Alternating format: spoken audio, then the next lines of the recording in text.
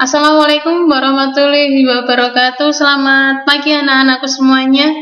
Hari ini kita belajar tentang ekosistem, melanjutkan pembelajaran minggu kemarin. Kalau minggu kemarin itu kita belajar tentang organisasi kehidupan, kita lanjutkan ke tingkat yang lebih tinggi lagi, yaitu ekosistem. Bisa dilihat di buku paketnya masing-masing, halaman 270.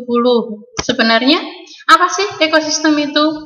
Ekosistem itu adalah kesatuan interaksi antara organisme dan lingkungan. Kalau minggu kemarin kita itu hanya belajar tentang organisme, tetapi untuk hari ini kita itu belajar tentang interaksi antara makhluk hidup dengan lingkungannya. Berarti interaksi antara makhluk hidup dengan benda tak hidup. Adapun ilmu yang mempelajari tentang ekosistem itu disebut dengan ekologi.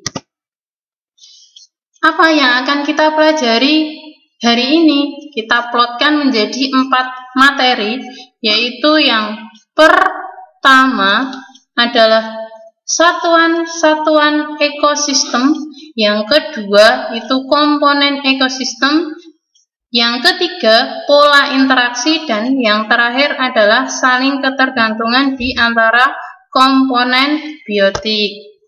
Kita pelajari satu persatu, yaitu tentang satuan-satuan ekosistem. Apa saja sih satuan-satuan dalam ekosistem itu? Ternyata di dalam ekosistem, satuan-satuan dalam ekosistem itu ada yang pertama individu, yang kedua populasi, yang ketiga komoditas, terus meningkat lagi menjadi ekosistem, dan yang terakhir yang paling besar itu adalah biosfer. Yang pertama yaitu individu, satuan yang paling kecil. Bisa dilihat video di dalam gambar.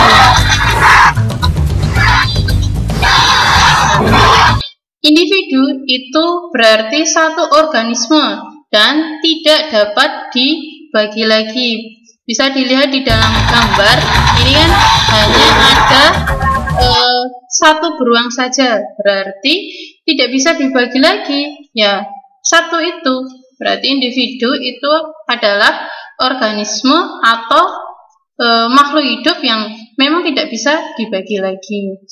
Hanya ada satu saja. Contoh lainnya yaitu ada seorang anak SD, yang kedua ini ada satu pohon beringin, dan ini satu ekor zebra. Individu berarti ya hanya ada satu saja. Yang kedua, satuan ekosistem yang kedua itu ada populasi. Populasi itu adalah kumpulan individu sejenis yang menetap di suatu daerah pada waktu tertentu. Bisa dilihat di dalam gambar, itu kan sekumpulan angsa yang sedang berenang di laut. Karena memang angsanya itu satu jenis, bisa dikatakan populasi unggas yang ada di laut. Jadi hanya satu jenis saja, tetapi hidupnya itu berkelompok. Contoh lainnya, ini ada sekumpulan pohon bambu, terus ini ada sekumpulan anak Afrika, dan yang terakhir ini ada sekumpulan singa. Jadi hanya satu jenis makhluk hidup, tetapi hidupnya berkelompok. Itu adalah populasi. Satuan yang ketiga yang lebih tinggi lagi yaitu ada komunitas. Komunitas itu adalah seluruh populasi yang hidup bersama dalam suatu daerah. Jadi dari populasi-populasi itu bersatu menjadi hidup tinggi atau hidup berada di satu tempat. Contohnya ada di gambar. Ini ada populasi rumput, ada populasi zebra, dan ada populasi ini kerbau ya. Kalau nggak kerbau ya berarti banteng ini. Populasi banteng, zebra, dan populasi rumput hidup bersama menjadi sebuah komunitas. Jadi kalau komunitas itu hanya makhluk hidupnya saja, tidak dengan benda yang tak hidup. Beda lagi dengan ekosistem. Kalau ekosistem itu tadi kan sudah dijelaskan organisme dan lingkungannya, keterkaitan organisme dengan lingkungannya, berarti ada makhluk hidupnya dan ada benda matinya. Itu perbedaan antara komunitas dengan ekosistem. Adapun ekosistem itu dibagi menjadi dua, yaitu ekosistem alami dan ekosistem buatan. Kalau ekosistem alami itu merupakan ekosistem yang terbentuk secara alami, berarti tanpa ikut campur tangan manusia. Sedangkan ekosistem buatan itu merupakan ekosistem yang terbentuk dari hasil kerja manusia, berarti ikut campur tangan manusia, memang dibentuk oleh manusia. Contohnya dari ekosistem alami itu ini ada ekosistem padang rumput, sedangkan ekosistem buatan di sini ada contohnya ekosistem akuarium. Dan yang terakhir, yang paling tinggi itu ada biosfer. Kalau biosfer itu adalah jumlah seluruh ekosistem di seluruh penjuru bumi ini dijadikan menjadi satu, menjadi biosfer. Jadi tingkatannya dari individu, populasi, komunitas, ekosistem, dan yang terakhir adalah biosfer. Yang kedua, kita belajar tentang komponen ekosistem. Ada apa saja di dalam komponennya itu? Ekosistem itu ada komponen apa saja? Ternyata ada dua, yaitu komponen abiotik dan biotik. Komponen abiotik itu merupakan komponen tak hidup, berarti berhubungan dengan benda mati yang berada di lingkungan sekitar kita. Sedangkan komponen biotik itu nanti berkaitan dengan makhluk hidup. Kalau biotik ya berarti ada manusia, hewan, dan tumbuhan. Adapun contoh-contoh komponen abiotik itu ada apa saja? Ada air, cahaya matahari, udara, tanah, kelembapan, suhu, terus nanti ada batu, dan masih banyak lagi. Ada temperatur, kalau temperatur itu sama ya dengan suhu. Terus komponen biotik ada apa saja? Ternyata dibagi lagi menjadi tiga. Yang pertama yaitu produsen atau autotrof, diduduki oleh tumbuhan. Kenapa kok bisa diduduki oleh tumbuhan? Karena memang produsen, yang namanya produsen itu kan berarti penghasil ya. Pengertian dari produsen sendiri itu adalah organisme yang mampu menghasilkan zat makanan sendiri. Jadi, satu-satunya produsen yang ada di bumi kita itu adalah tumbuhan. Atau nama lainnya autotrof, yang memiliki zat hijau daun yang bisa melakukan proses fotosintesis. Adapun komponen biotik yang kedua yaitu konsumen atau heterotrof. Konsumen itu adalah organisme yang memakan organisme lain dan tidak dapat menghasilkan zat makanan sendiri, sehingga dia itu untuk menghasilkan energi harus makan organisme yang lainnya. Contohnya ada herbivora, karnivora, dan omnivora. Kalau herbivora itu berarti berada di tingkat konsumen pertama karena dia itu memakan produsen. Terus ada karnivora dan omnivora. Dan yang terakhir itu ada pengurai atau dekomposer. Dekomposer adalah organisme yang mampu menguraikan sisa-sisa makhluk hidup. Contohnya yaitu ada dua, jamur dan bakteri, yang dapat menguraikan organisme yang sudah mati. Itu berkaitan dengan komponen-komponen ekosistem. Yang selanjutnya, yang ketiga, yaitu pola interaksi. Keterkaitan antara makhluk hidup satu dengan makhluk hidup yang lain. Nanti ada 6 yang akan Ustazah jelaskan. Yang pertama yaitu pola interaksi netralisme, kompetisi, predasi, parasitisme, mutualisme, dan komensalisme. Kalian sudah mengenal parasitisme itu apa, mutualisme itu apa, komensalisme itu apa. Nah, kalau ini berkaitan, kalau waktu SD itu namanya simbiosis. Kalau untuk kita lebih luas lagi yaitu pola interaksi, karena memang lebih banyak. Kalau kemarin kan kalau di SD cuma ada 3 saja, kita tambahi menjadi 6. Hari ini kita belajar tentang pola interaksi itu ada 6. Yang pertama itu netralisme, namanya netral, berarti hubungan antara makhluk hidup berbeda jenis yang tidak saling mempengaruhi meskipun makhluk hidup itu berada dalam habitat yang sama. Contohnya yaitu kalau digambar ayam dan kucing. Karena memang kenapa kok dikatakan tidak saling mempengaruhi? Karena memang makanannya itu berbeda. Ayam dan kucing itu makanannya berbeda. Jadi memang tidak ada kompetisi untuk makan, itu tidak ada saling berebut. Yang kedua yaitu kompetisi, berarti persaingan dua organisme atau lebih, bisa sejenis atau antar populasi untuk mendapatkan kebutuhan hidup mereka. Contohnya yang pertama itu antara singa dan singa, berarti itu sejenis. Yang kedua itu ada singa dan ini apa ini? Ini itu kucing hutan. Sama-sama makanannya itu daging, dia itu berebut untuk merebutkan makanan. Itu berarti antar populasi karena berbeda jenis. Dan yang terakhir antara jerapah dengan zebra, sama-sama makanannya itu adalah rumput atau tumbuhan. Jadi mereka saling berkompetisi untuk mendapatkan makanan.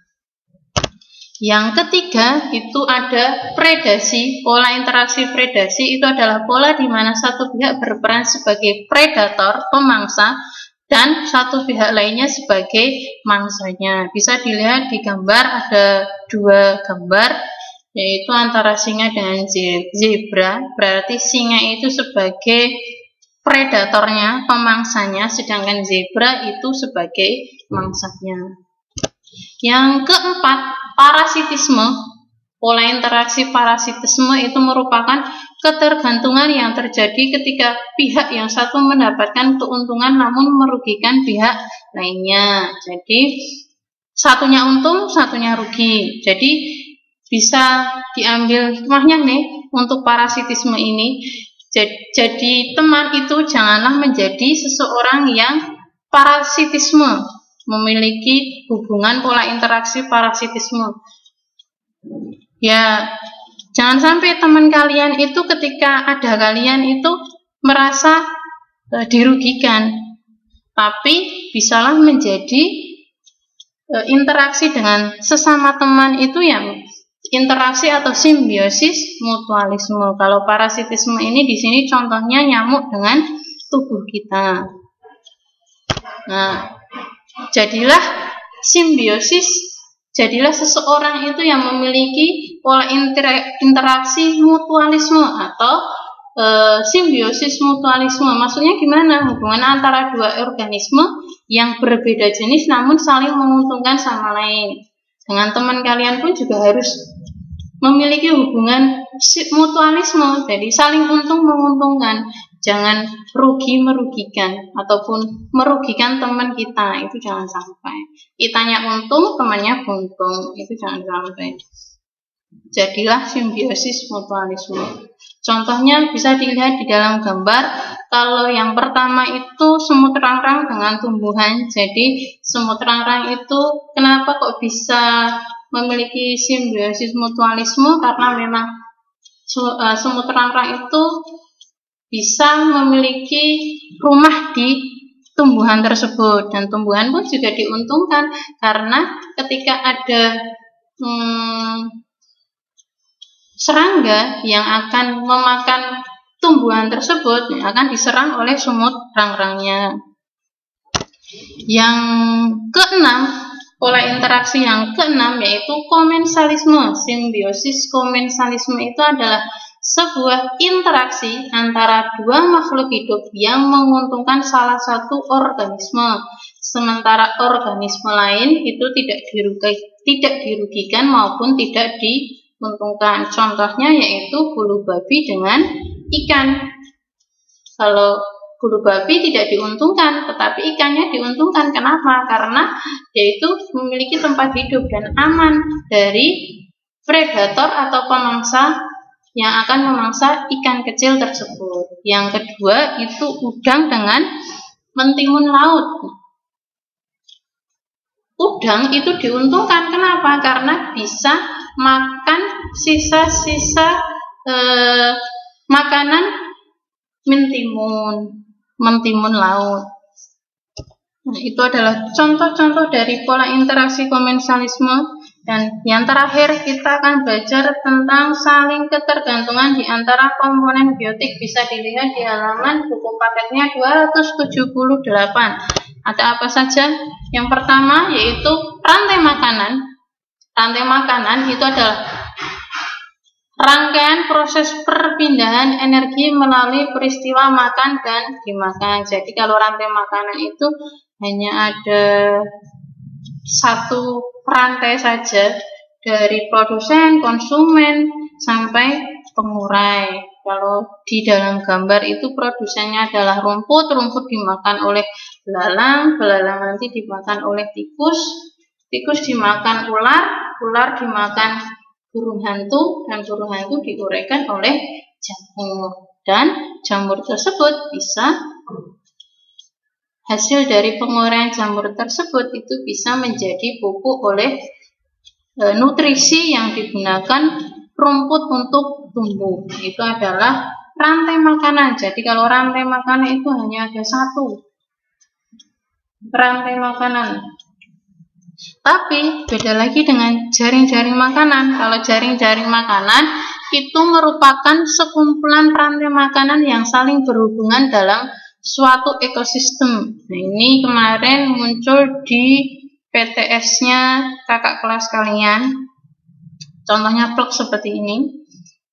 Adapun di dalam gambar jaring-jaring makanan yang di dalam gambar itu nanti ketika kita uraikan menjadi rantai makanan ada 5 rantai makanan. Bisa dilihat di dalam gambar nggih. Nah, contoh yang pertama itu adalah bunga sepatu. Bisa dilihat bunga sepatu itu dimakan oleh ulat. Setelah itu ulat dimakan burung pipit. Dan yang terakhir burung pipit dimakan elang. Dan ada contoh 4 yang lainnya bisa dilihat di gambar. Ketergantungan yang ketiga yaitu ada piramida makanan. Piramida makanan adalah gambaran secara umum hubungan antara komponen biotik dalam sebuah ekosistem. Kalau di paket kalian itu pengertiannya adalah piramida makanan merupakan gambaran piramida yang menunjukkan perbandingan makanan antara produsen, konsumen 1, konsumen 2 sampai dengan konsumen puncak. Di dalam piramida makanan ini, produsen selalu menempati dasar piramida. Berarti yang paling bawah itu adalah produsen atau diduduki oleh tumbuhan. Dan konsumen puncak itu selalu menempati paling atas. Nah, itu diingat-ingat ya. Karena kemarin kakak kelas kalian ketika membuat piramida makanan itu terbalik. Konsumen puncaknya berada di paling bawah, tetapi tumbuhannya itu berada di paling puncak. Jadi jangan terbalik untuk membuat piramida makanan. Ketika kalian membuat piramida makanan, tumbuhan itu berada di paling bawah. Nah, itu. Sekian untuk hari ini. Kita hari ini belajar ada 4 macam, yaitu yang pertama tentang satuan-satuan ekosistem, dilanjutkan dengan apa tadi? Komponen ekosistem, terus ada pola interaksi, dan terakhir ada saling ketergantungan di antara komponen biotik. Alhamdulillah, jazakumullahu khairan. Jangan lupa absennya, jangan lupa nanti dikerjakan Google Form-nya. Untuk anak-anakku yang boarding, dikerjakan buku paketnya. Nanti petunjuknya sudah diberikan oleh yang guru piket nggih. Wassalamualaikum warahmatullahi wabarakatuh.